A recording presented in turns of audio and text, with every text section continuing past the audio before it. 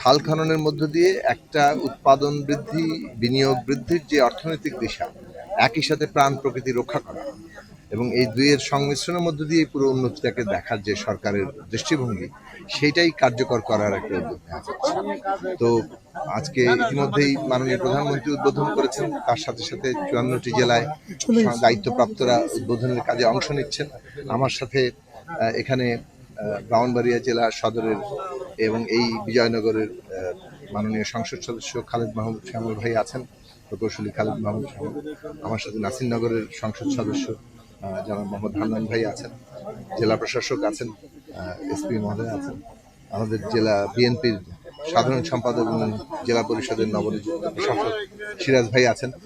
আমরা এই সবাই মিলে যে জায়গাটা বার্তাটা আমরা এখানে দিতে চাচ্ছি, আমরা এখানে নদী, নালা, খাল, বিল এগুলো আমাদের বেঁচে থাকার জন্য অত্যন্ত গুরুত্বপূর্ণ। আমাদের এই উৎপাদন বৃদ্ধি, আমাদের বিনিয়োগ বৃদ্ধি, আমাদের কর্মসংস্থান সৃষ্টি, আমাদের এইটার জন্য মানে অত্যাবশ্যকীয় গুরুত্বপূর্ণ জিনিস।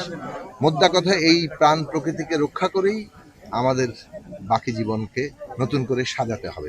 সেই অর্থনৈতিক ব্যবস্থা করার জন্যই যারা নদী নালাকে দখল করছে, যারা দূষণ করছে, যারা ময়লা আবর্জনায় ভরে ফেলছে, এইগুলোকে দ্রুত একটা পরিবর্তনের জায়গায় যেতে হবে, দখল মুক্ত করতে হবে, আমরা পরিষ্কার পরিচ্ছন্ন করতে হবে এবং এগুলোকে সজীব করে তুলতে হবে, যাতে করে আমাদের জীবনটাও সজীব হয়ে ওঠে, আমাদের অর্থনীতিও সজীব হয়ে ওঠে। এটা বলছে যে এই খালগুলো খননের পরে যে বদ্ধ যে নৌপথগুলো সেগুলো তো ফিরে আসবে, দুইটা তো কাজ হবে।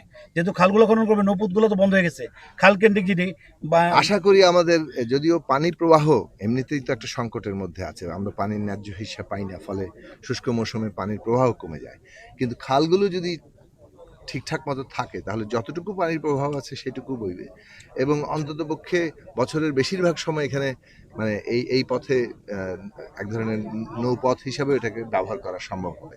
ফলে আমাদের কৃষি অর্থনীতি, পরিবহন এগুলোর ক্ষেত্রে বড় আকারের একটা পরিবর্তন ঘটবে। মানে দলের কেউ যদি সব খাল দখল দূষণের সাথে যদি জড়িত থাকে তাদের কি?